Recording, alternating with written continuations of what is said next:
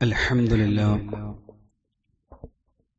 نحمده ونستعينه ونؤمن به ونتوكل عليه ونعوذ بالله من شرور أنفسنا ومن سيئات أعمالنا من يهده الله فلا مضل له ومن يضلله فلا هادي له وأشهد أن لا إله إلا الله وحده لا شريك له وأشهد أن محمدا عبده ورسوله أرسله بالهدى ودين الحق ليظهره على الدين كله ولو كره المشركون اللهم صل على محمد وعلى آل محمد كما صليت على إبراهيم وعلى آل إبراهيم إنك حميد مجيد اللهم بارك على محمد وعلى آل محمد كما باركت على إبراهيم وعلى آل إبراهيم إنك حميد مجيد أما بعد فإن خير الكلام كلام الله وخير الهدي هدي محمد صلى الله عليه وسلم وشر الأمور محدثاتها وكل محدثة بدعة أعوذ بالله من الشيطان الرجيم بسم الله الرحمن الرحيم يا أيها الذين آمنوا اتقوا الله حق تقاته ولا تموتن إلا وأنتم مسلمون ويوم القيامة ترى الذين كذبوا على الله وجوههم مسودة أليس في جهنم مثوى للمتكبرين സ്നേഹാദരണീയരായ സത്യവിശ്വാസിനികളെ, അല്ലാഹുവിന്റെ നിയമനിർദ്ദേശങ്ങൾ, വിധിവിലക്കുകൾ ജീവിതത്തിന്റെ എല്ലാ മേഖലകളിലും കാത്തുസൂക്ഷിക്കണേ എന്ന് ആദ്യമായി സ്വന്തത്തോട് തന്നെയും ഓരോരുത്തരോടും ഓർമ്മപ്പെടുത്തുകയാണ്, വസിയ്യത്ത് ചെയ്യുകയാണ്. സ്വർഗം ഉന്നതമായ സുഖവാസത്തിന്റെ ഗേഹമാണ്. നമ്മുടെ ജീവിതത്തിന്റെ പരിണിതി ശാശ്വതമായ സ്വർഗത്തിൽ എത്തിച്ചേരുക എന്നുള്ളതാണ്. അതിനുള്ള തൗഫീഖ് റഹ്മാനായ റബ്ബ് നമുക്ക് നൽകി അനുഗ്രഹിക്കുമാറാവട്ടെ. വിശുദ്ധ ഖുർആനും പ്രവാചക തിരുവചനങ്ങളും സ്വർഗത്തിലുള്ള സൗകര്യങ്ങൾ വിശദീകരിച്ചത് ഓരോന്ന് നാം പഠിക്കുമ്പോൾ അവിടെ എത്തിച്ചേരാൻ ഓരോ സത്യവിശ്വാസിയുടെ മനസ്സും വല്ലാതെ കൊതിക്കുക തന്നെ ചെയ്യും. നമുക്ക് സ്വർഗത്തിലേക്ക് എത്തിച്ചേരുവാൻ ഏക തടസ്സമായിട്ടുള്ളത് ഇഹലോക ജീവിതം മാത്രമാണ് എന്ന് നമ്മൾ അറിയണം.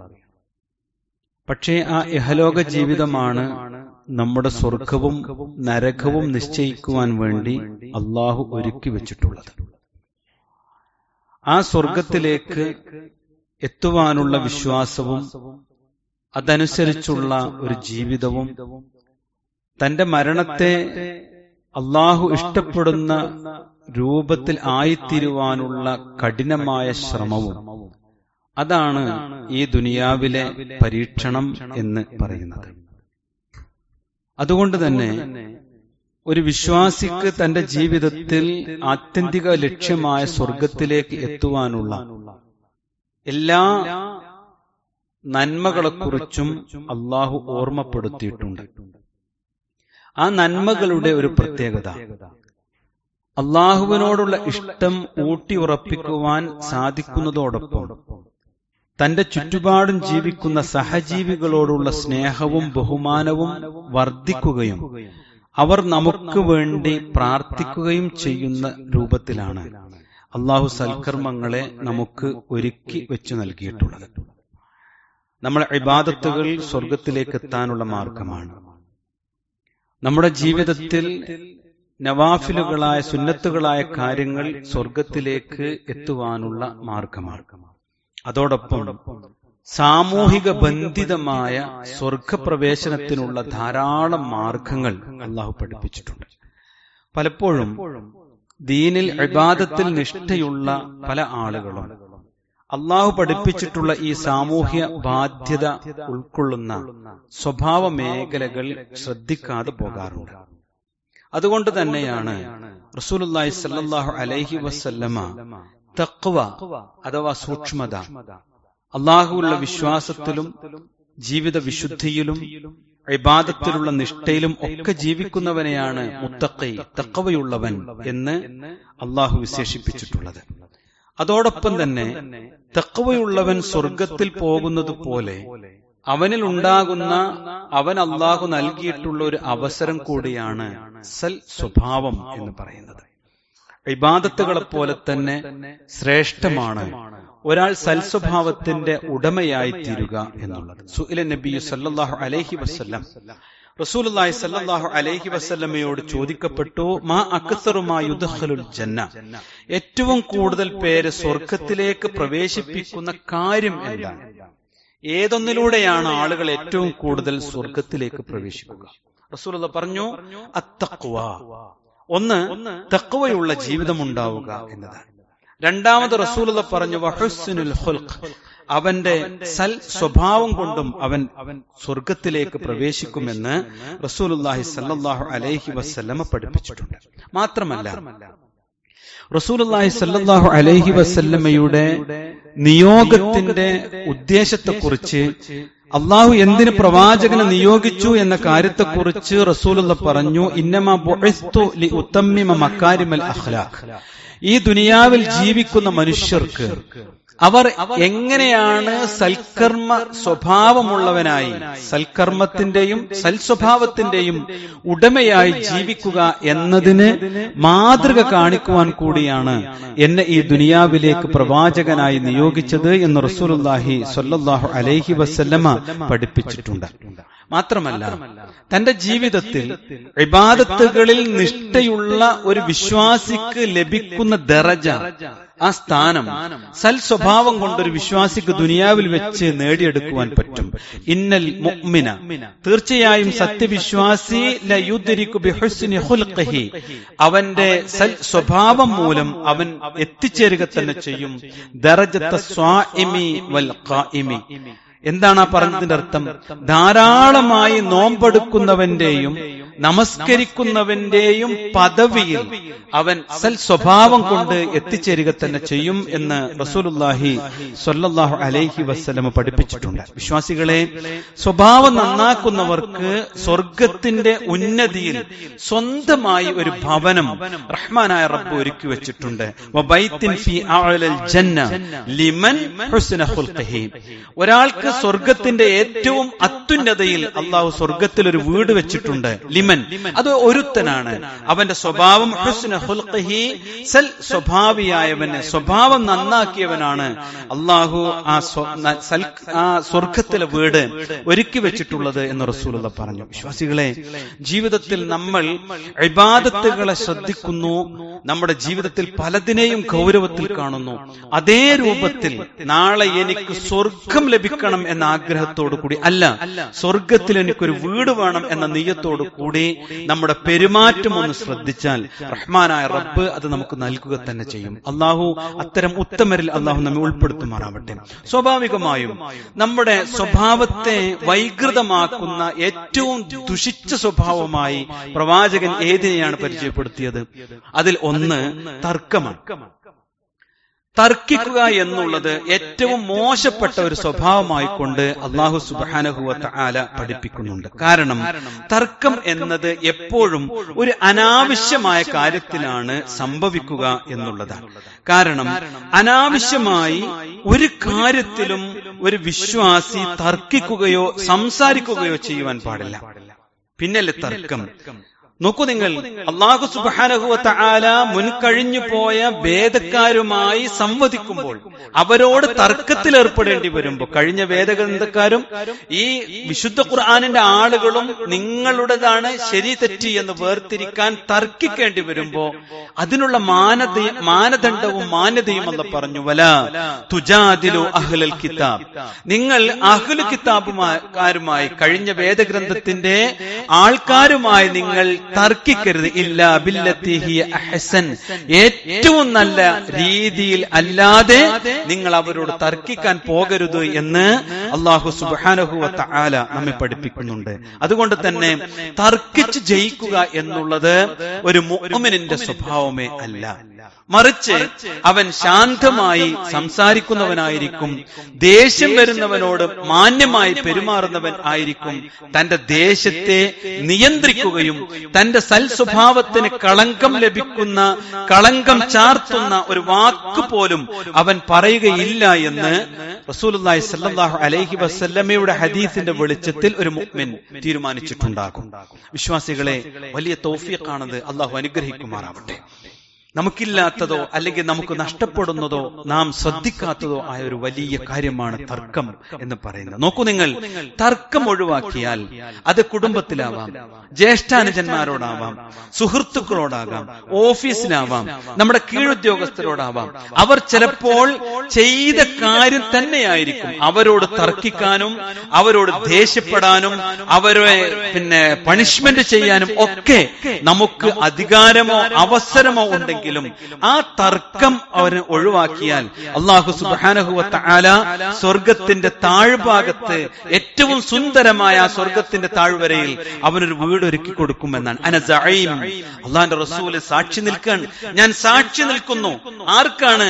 ബിബൈത്തിൻ ഫീ റബളിൽ ജന്ന ലിമൻ തറക്കൽ മിറാഅ വ ഇൻ കാന മുഹിഖ, തന്റെ ഭാഗത്ത് ശരി എങ്കിൽ പോലും അനാവശ്യമായ തർക്കങ്ങൾ ഉപേക്ഷിക്കുന്ന സ്വർഗത്തിന്റെ താഴ്ഭാഗത്ത് ഒരു വീട് ലഭിക്കുമെന്ന് ഞാനിതാ വാക്ക് നൽകുന്നു എന്ന് അല്ലാഹുവിന്റെ റസൂൽ മുഹമ്മദ് സ്വല്ലല്ലാഹു അലൈഹി വസല്ലം നമ്മെ പഠിപ്പിക്കുന്നു. മറ്റൊന്ന്, നമ്മുടെ സൽസ്വഭാവത്തെ ഏറെ കളങ്കപ്പെടുത്തുന്നത് കളവ് തന്നെയാണ്, നുണ പറയുക എന്നുള്ളത്. അത് അള്ളാഹുവിന് ഏറെ വെറുപ്പുള്ള കാര്യമാണ്. ഇന്ന് സമൂഹത്തിൽ ഏറ്റവും ഗൗരവമില്ലാതെ എല്ലാ കാര്യത്തിലും നിസ്സാരമായി കളവ് പറയുന്ന ഒരു സാഹചര്യം ഇന്ന് സമൂഹത്തിൽ ഉണ്ടായിക്കൊണ്ടിരിക്കുന്നു. ഫോൺ എടുക്കാൻ വൈകിയാൽ അതിന് ഒരു കളവ് പറയാം, അല്ലെങ്കിൽ ഒന്ന് ക്ഷണിച്ചിട്ട് വന്നില്ലെങ്കിൽ അതിന് കളവ് പറയാം. ഇങ്ങനെ എല്ലാറ്റിനും കളവ് പറയാം. മാത്രല്ല, ഒരാളെ സന്തോഷിപ്പിക്കാൻ കളവ് പറയാം. എന്നിട്ട് നമ്മളെല്ലാം പറഞ്ഞു കഴിഞ്ഞിട്ട് ശേഷം തള്ളിമറിക്കാണ് എന്ന ഒരു കമന്റ് അടിച്ച് ഒരു തമാശയിൽ ഒതുക്കി കളവ് എന്നുള്ളത് നമ്മുടെ ജീവിതത്തിലെ ഒരു നിസ്സാരമായ ഒരു തെറ്റായിക്കൊണ്ടാണ് നമ്മൾ അതിനെ വിലയിരുത്തുന്നത്.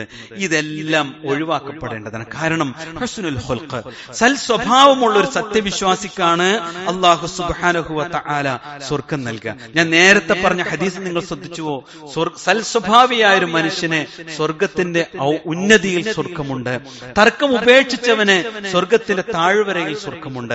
കളവ് ഉപേക്ഷിച്ചവനോ വബൈത്തിൻ ഫീ വസത്തിൽ ജന്ന, സ്വർഗത്തിന്റെ നടുത്തളത്തിൽ അവന് ഒരു വീട് അല്ലാഹു ഒരുക്കി വെച്ചിട്ടുണ്ട്.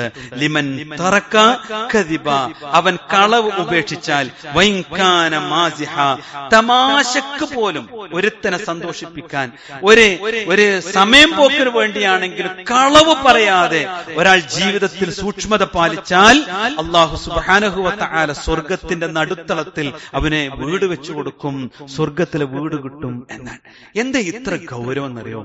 കാരണം അത്ര വലിയ സമ്മാനം, അത്ര വലിയ പ്രതിഫലം ലഭിച്ചെങ്കിലേ നമ്മുടെ മനസ്സിനെ നിയന്ത്രിക്കാൻ, നമ്മുടെ നാവിനെ നിയന്ത്രിക്കാൻ, നമ്മുടെ ചിന്തകളെ നിയന്ത്രിക്കാൻ നമുക്ക് സാധിക്കൂ. ഇങ്ങനെ പ്രതീക്ഷയോട് കൂടി ജീവിക്കാൻ, സ്വർഗത്തിൽ വീട് ലഭിക്കാൻ നമുക്ക് കഴിയണം. മാത്രമല്ല സഹോദരങ്ങളെ, കളവിന്റെ ഗൗരവത്തെക്കുറിച്ച് പലപ്പോഴും നമ്മൾ മറന്നു പോകാറുണ്ട്. കാരണം ഒരു കളവ് നമ്മൾ പറഞ്ഞാൽ നമ്മളെ പേരെന്താ? മുസ്ലിം, മുഅ്മിൻ, മുത്തഖി, ഇതല്ലേ നമ്മൾ ആഗ്രഹിക്കുന്നത്? നമ്മുടെ കച്ചവടത്തിലോ, നമ്മുടെ ജോലി സ്ഥലത്തോ, നമ്മുടെ വിദ്യാർത്ഥികളോടോ, നമ്മുടെ കീഴ് ഉള്ള ആളുകളോടോ, വീട്ടിൽ ആരോടെങ്കിലും ഒരു കളവ് പറഞ്ഞാൽ എന്തെങ്കിലും പേര് മാറും. അള്ളാന്റെ കിതാബിൽ ആദ്യം എഴുതപ്പെടുന്ന പേര് കദ്ദാബൻ, നുണയൻ എന്ന് അള്ളാഹു കർമ്മരേഖയിൽ രേഖപ്പെടുത്തും. പിന്നെ അതിന്റെ താഴെ ബാക്കിയൊക്കെ രേഖപ്പെടുത്താം. അതുകൊണ്ടാണ് റസൂലുള്ളാഹി പറഞ്ഞത്, എത്ര കയ്പുള്ളതാണെങ്കിലും സത്യം പറയാവൂ. നിന്റെ ജീവിതത്തിൽ വലിയ പ്രതിസന്ധികൾ ഉണ്ടാക്കുമെങ്കിലും നീ ചെയ്ത കാര്യത്തെക്കുറിച്ച്, നീ പറയുന്ന കാര്യത്തിൽ സത്യസന്ധനായിരിക്കണം എന്നത് അല്ലാഹു സുബ്ഹാനഹു വ തആല പഠിപ്പിക്കുന്നു. കളവ് പലതരം കേട്ടോ വിശ്വാസികളെ, സ്വഭാവത്തെക്കുറിച്ചാണ് നമ്മൾ പറയണേ. കളവിൽ ഏറ്റവും ഗുരുതരമായ കളവുണ്ട്. ആ ഗുരുതരമായ കളവ് എന്ന് പറയുന്നത് അള്ളാഹുവിന്റെ പേരിൽ കളവ് പറയാൻ, അള്ളാന്റെ പേരിൽ കളവ് പറയാം. വമൻ അദ്ലമു മിമ്മൻ ഇഫ്തറ അലല്ലാഹി കദിബ, അള്ളാഹുവിന്റെ പേരിൽ കള്ളം കെട്ടിച്ചമച്ചവനേക്കാൾ കടുത്ത അക്രമി ആരുണ്ട് എന്നാൽ.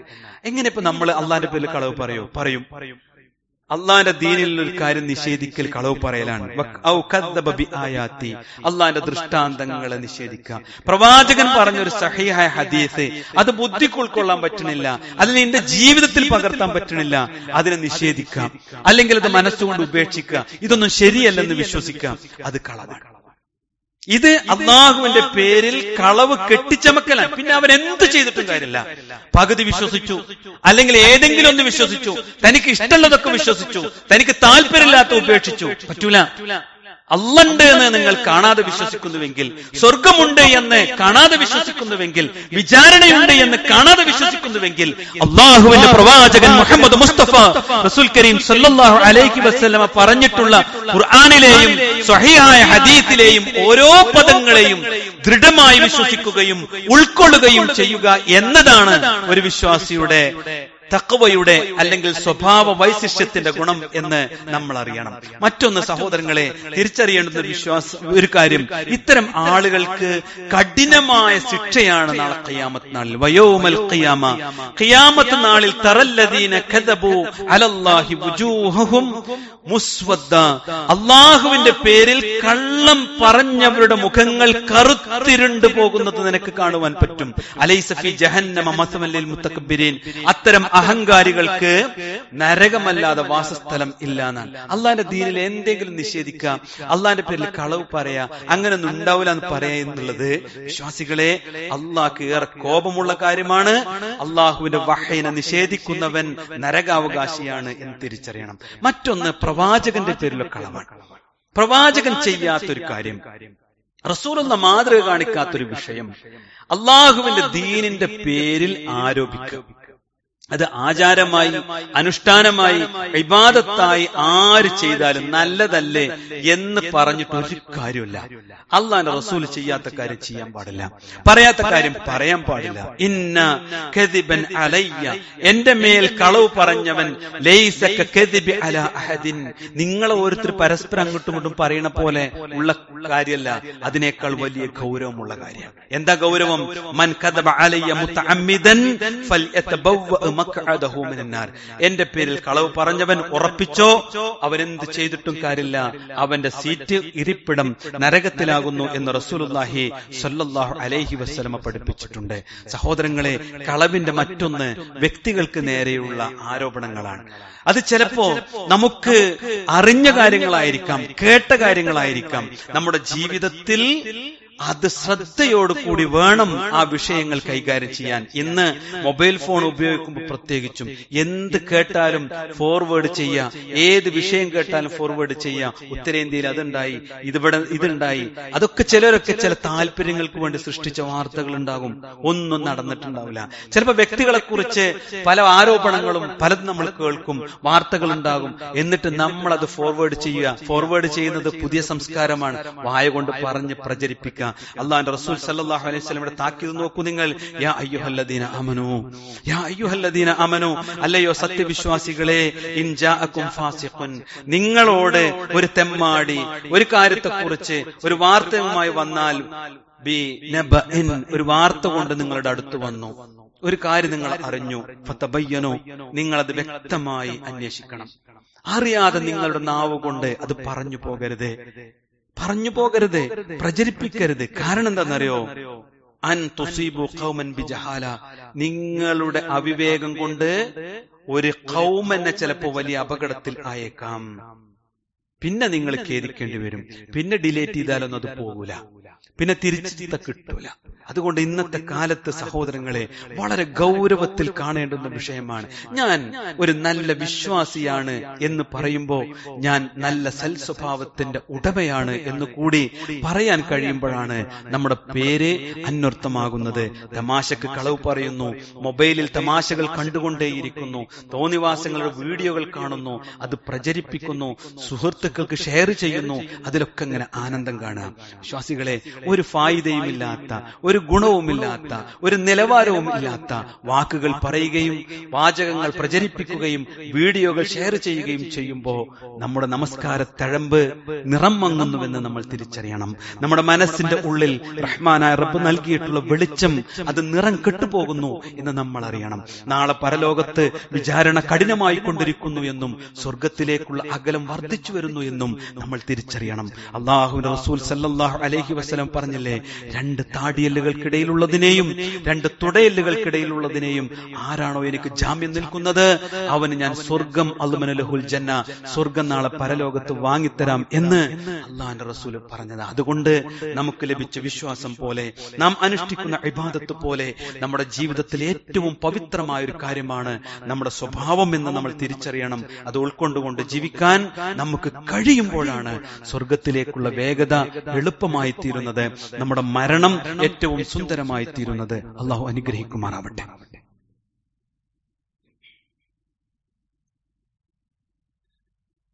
ഇന്നൽ ഹംദലില്ലാഹ് വസ്സലാത്തു വസ്സലാമു അലാ റസൂലില്ലാഹ് വഅലാ ആലിഹി വസഹ്ബിഹി അജ്മഈൻ, അമ്മാ ബഅദ്. അള്ളാഹുവിനെ സൂക്ഷിക്കണേ എന്ന് ഒരിക്കൽ കൂടി ഓർമ്മപ്പെടുത്തുകയാണ്. വിശ്വാസികളെ, സ്വർഗത്തിലേക്കുള്ള വഴിയെക്കുറിച്ച് ചിന്തിക്കുമ്പോൾ മൊബൈലിൽ നിന്നൊന്ന് തല ഉയർത്തി സമൂഹത്തിലൂടെ സഞ്ചരിക്കാൻ കൂടി അള്ളാഹു നമ്മോട് കൽപ്പിക്കുന്നുണ്ട്. അതിലേറ്റവും പ്രധാനപ്പെട്ടതാണ് ഈ ദീനുള്ള, തൗഹീദുള്ള ആദർശ സഹോദരങ്ങളെ സന്ദർശിക്കുക എന്നുള്ളത്.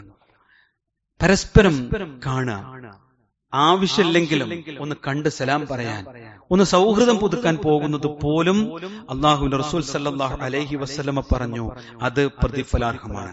അലാ ഉഖ്ബിറുക്കും ബിരിജാലിക്കും മിൻ അഹ്ലിൽ ജന്ന, സ്വർഗത്തിൽ നിങ്ങളുടെ ആളുകളെ ഞാൻ നിങ്ങൾക്ക് പറഞ്ഞു തരട്ടെയോ എന്നാണ് അല്ലാഹുവിന്റെ റസൂൽ ചോദിക്കാൻ.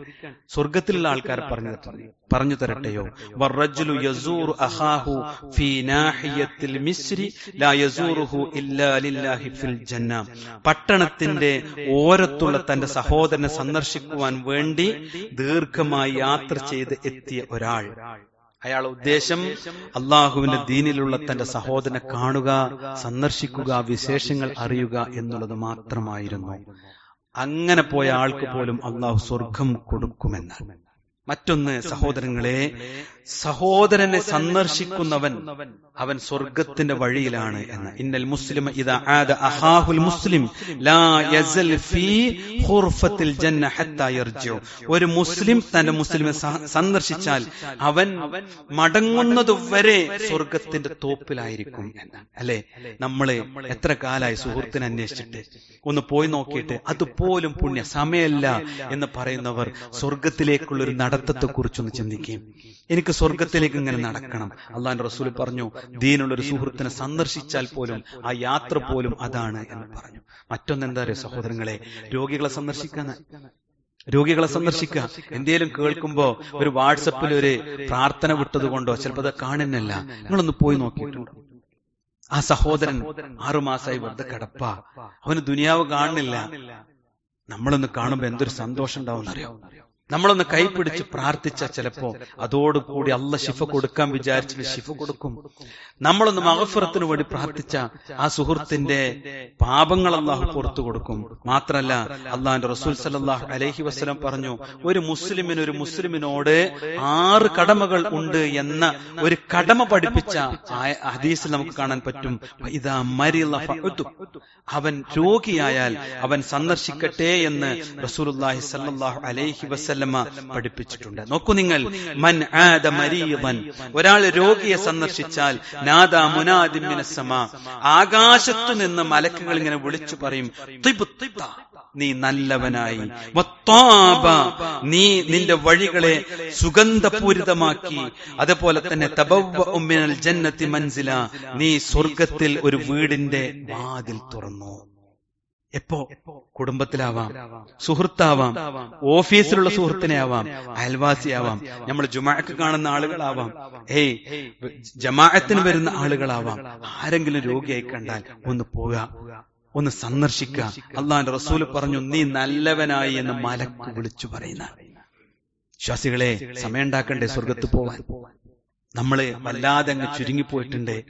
അതുകൊണ്ടാണ് ഈ വിഷയം ഞാൻ ഓർമ്മപ്പെടുത്തിയത്. വല്ലാതെ ചുരുങ്ങിപ്പോയി. ഇളകിയാൽ മൊബൈൽ എടുത്ത് തലകുമ്പിട്ട് സ്വന്തം ഭാര്യയും മക്കളെയും പോലും കാണാൻ പറ്റാത്ത വിധം നമ്മൾ പിശാചിന് അടിമപ്പെട്ടിരിക്കുന്നു എന്ന തിരിച്ചറിവ് നമുക്കുണ്ടാവണം. മറ്റൊന്ന് യത്തീമിനെ സംരക്ഷിക്കലാണ്. അള്ളാന്റെ റസൂൽ പറഞ്ഞിട്ടുണ്ട്, യത്തീമിനെ സംരക്ഷിക്കുന്നവൻ ഞാനും അവന് സ്വർഗത്തിൽ ഒന്നിച്ചിരിക്കുമെന്ന് റസൂലുള്ള പഠിപ്പിച്ചിട്ടുണ്ട്. അങ്ങനെ എത്രയെത്ര കാര്യങ്ങളാണ് സ്വർഗത്തിലേക്ക്. വിശ്വാസികളെ, സലാം പറയാം. പരിചയമുള്ളവനോടും പരിചയമില്ലാത്തവനോടൊക്കെ സലാം പറയാം. അള്ളാന്റെ റസൂല് പറഞ്ഞു, ലാ തദ്ഖുലൂനൽ ജന്ന നിങ്ങൾ ഒരാൾ സ്വർഗത്തിൽ പ്രവേശിക്കൂല ഹത്താ തുഅ്മിനു നിങ്ങൾ വിശ്വസിക്കുന്നത് വരെ, വലാ തുഅ്മിനു ഹത്താ തഹബ്ബു നിങ്ങൾ പരസ്പരം ഇഷ്ടപ്പെടുന്നത് വരെ നിങ്ങൾ ആരും സ്വർഗത്തിൽ പ്രവേശിക്കൂല. ജ്യേഷ്ഠനഞ്ചനും പിണങ്ങിയിട്ട സ്വർഗല്ല. എത്ര നിസ്കരിച്ചിട്ടും കാര്യമില്ല. എളാപ്പി മൂത്താപ്പി മക്കളൊക്കെ തെറ്റ ആണോ? എഴുതി വെച്ചോളി, നിസ്കരിച്ചിട്ട് കാര്യമില്ല, അള്ളാഹ് പരിഗണിക്കൂല. അത് പരിഹരിച്ചേ പറ്റൂ. പരിഹരിക്കാൻ അള്ളാന്റെ റസൂൽ പറഞ്ഞു, ഒന്നാണ് കേറിച്ചില്ല, ഒന്നാണ് സലാം പറയാ, ഒന്നാണ് കെട്ടിപ്പിടിക്കുക, അവിടുന്ന് കട്ടൻ ചായ കുടിക്കുക, എന്നിട്ട് കാര്യങ്ങൾ പറയാം. കഴിഞ്ഞത് കഴിഞ്ഞു ഹബീബേ, നമുക്ക് തിരിച്ചു പോണ്ടേ എന്നൊരു ചോദിച്ചു നോക്കൂ സഹോദര. എത്ര പഴക്കമുള്ളതും വിട്ടുതരാൻ മനുഷ്യർ തയ്യാറാകും. ഇനി വിട്ടു തന്നില്ലെങ്കിലോ നമ്മുടെ ഭാഗം ക്ലിയർ ആയില്ലേ? നമ്മുടെ സ്വർഗവഴി ക്ലിയർ ആയില്ലേ? ആ യാത്രയെ കുറിച്ചാണ് ഈ ജുമാ ഖുതുബയിൽ നമ്മൾ അറിയേണ്ടത്. അവല അദുല്ലുക്കും അലാ ശൈഇൻ ഇദാ ഫഅൽതുമൂഹു തഹാബബ്തും അഫ്ശുസ്സലാം ബൈനക്കും. ഒന്നും പേടിക്കണ്ട, നിങ്ങൾക്ക് പരസ്പരം ഇഷ്ടപ്പെടാൻ ഞാനൊരു മാർഗം പറഞ്ഞുതരാം. അല്ലെ, തെറ്റിയോലോടല്ലേ ഉണ്ടേ? അള്ളാന്റെ റസൂൽ പറയാം, തെറ്റിക്കണോ? നിങ്ങൾ പരസ്പരം ഇഷ്ടപ്പെടാൻ ഞാനൊരു മാർഗം പറഞ്ഞുതരാം. ഇഷ്ടമുള്ളവരുടെ ഇഷ്ടം കൂടാൻ ഞാനൊരു മാർഗം പറഞ്ഞുതരാം. അഫ്ശുസ്സലാം ബൈനക്കും, നിങ്ങൾ സലാം പറയും, പരസ്പരം സലാം വ്യാപിപ്പിക്കൂ എന്ന് അള്ളാഹുവിന്റെ റസൂൽ സല്ലല്ലാഹു അലൈഹി വസല്ലമ നമ്മെ പഠിപ്പിക്കുന്നുണ്ട്. ഇങ്ങനെ 1000 സാമൂഹിക ബന്ധിതമായ നന്മകൾ നമ്മുടെ ചുറ്റുപാടുമുണ്ട്. വിശ്വാസികളെ, അതൊക്കെ ഒന്ന് ചേർത്ത് പിടിച്ച് ഈ സമൂഹത്തിന് ഉപകാരമുള്ള, കുടുംബത്തിന് വിലമതിക്കാൻ പറ്റാത്ത വിധം അമൂല്യമായ ഒരു ഭർത്താവായി, മകനായി, മകളായി, പിതാവായി, മരുമകനായി ജീവിക്കാൻ നമുക്ക് സാധിച്ചാൽ അത് തന്നെയാണ് ഹുസ്നുൽ ഖുൽഖ്, സൽ സ്വഭാവം. നമ്മെ ഇഷ്ടപ്പെടുന്ന, നമ്മെ സ്നേഹിക്കുന്ന, നമുക്ക് വേണ്ടി പ്രാർത്ഥിക്കുന്ന ചുറ്റുപാടുമുള്ള ആളുകളെ മാറ്റിയെടുക്കുക എന്നത് നമ്മുടെ ഉത്തരവാദിത്വമാണ്. കൊടുത്തെങ്കിൽ മാത്രമാണ് ദുനിയാവിൽ കിട്ടുക. ഇതല്ല വെച്ച ശീലമാണ്. അതുകൊണ്ട് ധാരാളമായി നൽകുക, ഒന്നും പ്രതീക്ഷിക്കാതിരിക്കുക. അള്ളാഹു അനുഗ്രഹിക്കുമാറാവട്ടെ. അള്ളാഹുവിന്റെ സ്വർഗത്തിലേക്ക് എത്തിക്കപ്പെടുന്ന മുഅ്മിനുകളിൽ അള്ളാഹു നമ്മെ ഉൾപ്പെടുത്തുമാറാവട്ടെ. ആരാധനകളിൽ നിഷ്ഠയുള്ളതോടൊപ്പം സ്വഭാവങ്ങളിലും നൈർമല്യമുള്ളവരായി ജീവിക്കാൻ അള്ളാഹു തൗഫീഖ് നൽകുമാറാവട്ടെ. ആരൊക്കെ ഉപദ്രവിച്ചാലും, ആരൊക്കെ കുത്തിപ്പറഞ്ഞാലും എന്റെ നാവോ എന്റെ മനസ്സോ എന്റെ വാക്കോ ഒരാളെയും ഉപദ്രവിക്കില്ലെന്ന ദൃഢനിശ്ചയത്തോടു കൂടി ജീവിക്കാൻ അള്ളാഹു തൗഫീഖ് നൽകുമാറാവട്ടെ. രോഗങ്ങൾ കൊണ്ട് പ്രയാസപ്പെടുന്ന സഹോദരങ്ങൾക്ക് അള്ളാഹു ശിഫ നൽകുമാറാവട്ടെ. മരണപ്പെട്ടു പോയ നമ്മുടെ ബന്ധുമിത്രാദികൾ, മാതാപിതാക്കൾ, സഹോദരങ്ങൾ എല്ലാവർക്കും അള്ളാഹു മഗ്ഫിറത്തും മർഹമത്തും നൽകി അനുഗ്രഹിക്കുമാറാവട്ടെ. രോഗപ്രയാസങ്ങളിൽ നിന്ന് നമ്മെ എല്ലാവരെയും അള്ളാഹു കാത്ത് സംരക്ഷിക്കുമാറാവട്ടെ. അത് മുഖേന പാപങ്ങൾ പൊറുക്കപ്പെട്ടവരായി അള്ളാഹു നമ്മെ പരിഗണിക്കുമാറാവട്ടെ. اللهم اغفر للمؤمنين والمؤمنات والمسلمين والمسلمات والأحياء منهم والأموات إنك مجيب الدعوات يا قاضي الحاجات. اللهم أجرنا من النار، اللهم أجرنا من النار، اللهم أجرنا من النار. ربنا آتنا في الدنيا حسنة وفي الآخرة حسنة وقنا عذاب النار. آمين آمين برحمتك يا أرحم الراحمين والحمد لله رب العالمين.